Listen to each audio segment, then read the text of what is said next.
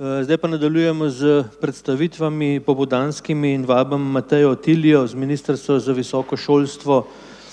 znanost in inovacije, da spregovori o strategiji ozelenitve izobraževalne in raziskovalne infrastrukture. Bom pa prosil vse nadaljnje še govornike, če bodo lahko res minimalni čas porabili za svojo predstavitev, zato da bodo tudi potem morda kakšne vprašanja še dovoljena. Prosim. Ja, spoštovani, lepo pozdravljeni tudi v mojem imenu. Kot rečeno, prihajam iz Ministrstva za visoko šolstvo, znanost in inovacije, kjer pokrivam področje investicij in vam bi ob svoji predstavitvi osvetlila predvsem stanje visokošolske in znanstvene infrastrukture in seveda številne izzive, s katerimi se soočamo pri izvajanju investicijskih projektov vsakodnevno. Dejstvo je, da se pravi vse ti številni izzivi oziroma ti razkoraki na eni strani med obsegom razpoložljivih sredstev in potrebami naših torej javnih zavodov, katere sofinanciramo, terjajo seveda razmislek o tem, kako naprej, kajti ta razkorak postaja vedno večji. Zatorej smo na našem ministrstvu v bistvu pričeli oziroma z pripravo dokumenta, za katerega, torej strategijo ozelenitve izobraževalne in raziskovalne infrastrukture, za katero menimo, da je prepotreben dokument, ki nam bi v bodoče v bistvu bolj sistematično zagotovil sredstva v nek trajnostni, torej naravnan sistem. Predno pa pogledamo obrise tega dokumenta, moram reči, da ta dokument še ni sprejet, to je šele v predlogu, tako da to, kar bom danes predstavila, so izhodišča tega dokumenta. Seveda dokument mora biti sprejet kot veljavna strategija na vladi Republike Slovenije, tako da zdaj v tem trenutku govorimo o nekih obrisih našega dokumenta, od katerega, kot rečeno, si obetamo kar nekaj, bom rekla, napredka pri pristopu in predvsem nadaljnjem razvoju, torej investicij v tem segmentu. Predno se pravi se lotimo tega dokumenta, pa nekaj podatkov o obsegu in pa značilnostih našega stavbnega fonda, ki je pravzaprav razlog tudi za to, da se lotevamo te strategije. Kot rečeno, se pravi, mi smo v januarju 2021 pripravili analizo stanja javne visokošolske in raziskovalne infrastrukture, v sklopu katere smo zajeli praktično vse javne zavode, to je vseh 77 javnih zavodov, kamor sodijo torej javni visokošolski zavodi in pa javni raziskovalni zavodi. Analiza je pokazala, da torej razpolagajo vsi ti zavodi z 325 objekti,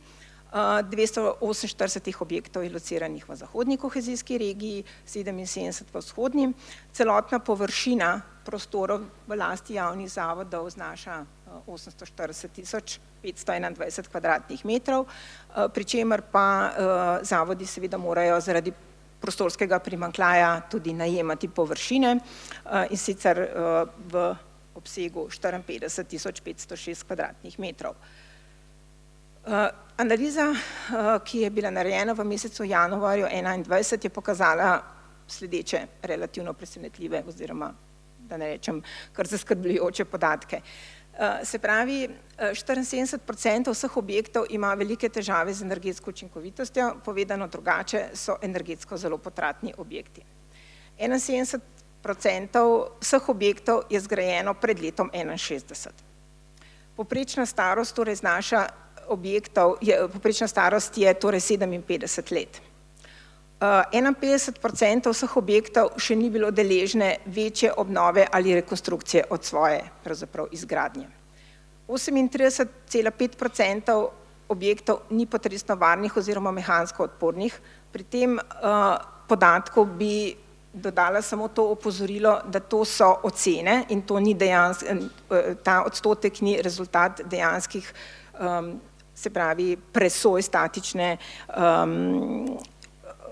se pravi, statične odpornosti objektov, zato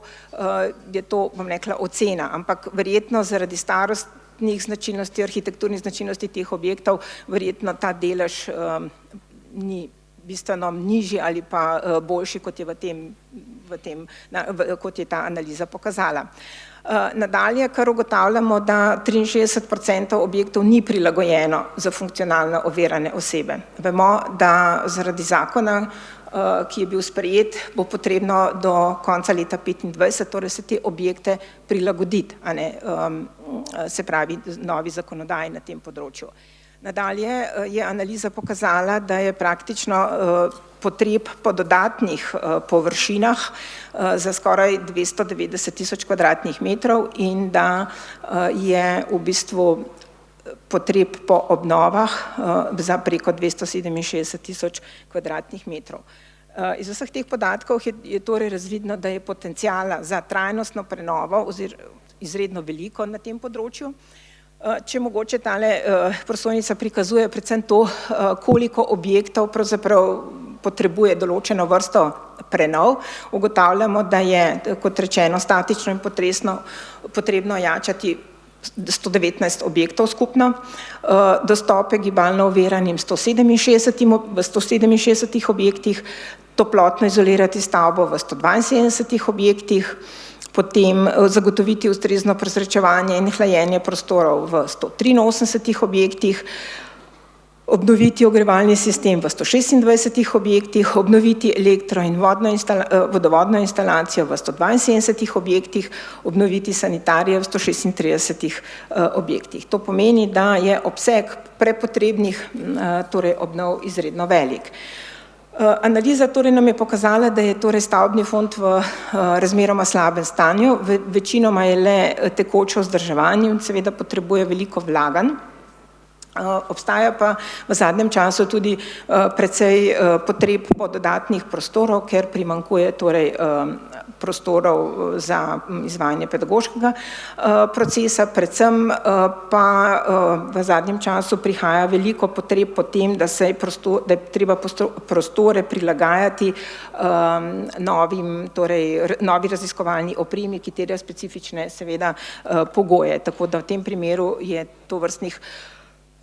potreb tako rekoč izredno veliko. Nadalje, ob enakem obsegu financiranja stavbnega fonda ugotavljamo, da se bo stanje seveda še poslabševalo, zato je seveda bistveno, da se poveča obseg sredstev za investicije. Tretje, kar ugotavljamo, je to, da je potrebno stabilno in ciljno investicijsko vlaganje.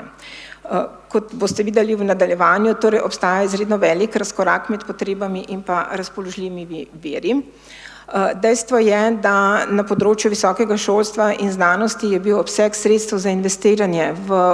obdobju od leta 2011 do leta 2020 v primerjavi z sredstvi, ki so bile namenjena za izvajanje visokošolske oziroma znanstveno-raziskovalne dejavnosti, izredno majhen. In sicer to je znašal, kot vidite na prosojnici, torej zgolj 4,5% od vseh, bom rekla, razpoložljivih sredstev, govorimo o proračunskih sredstvih, ne o sredstvih, vseh sredstvih, ki so bila namenjena za to vrstno dejavnost. In praktično 1,7% na področju torej investicij v raziskovalno dejavnost. Naj ob tem omenim, da v obdobju od leta 2007 pa naprej je ta razkorak oziroma ta majhen obseg financiranja seveda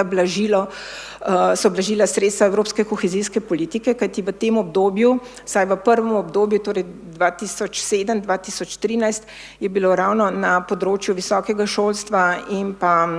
znanosti kar precej investicijskih projektov, ki so bili financirani iz EU sredstev in je pravzaprav to nekoliko oblažilo ta resnično velik razkorak med na eni strani razpoložljivimi veri in pa se pravi potrebami na drugi strani. Nadalje iz same analize ugotavljamo, da torej sodobni prostorski pogoji so predpogoj za implementacijo zahtevne raziskovalne opreme in seveda posledično razvojne projekte, zaradi česar seveda tudi narašča potem potreba po prilagoditvah prostorih in seveda po dodatnih sredstvih na tem področju. Kot rečeno, nadalje je sama analiza pokazala, da obstaja seveda velika potreba po vlaganju v infrastrukturne projekte, ki bodo razvojno naravnani in bodo prispevali torej k kakovostnemu izobraževanju in odličnosti v raziskovanju. In kot ne nazadnje je ta analiza pokazala, da odsotnost strateškega dokumenta, ki bi nekako sistematično in razvojno v bistvu definiral sistem vlaganj v izobraževalno in raziskovalno infrastrukturo, je več kot potreben. Posledice teh ugotovitev so pač botrovale temu, da smo se odločali, da nekako ukrepamo v tej smeri in pričeli smo v bistvu s pripravo strateškega dokumenta,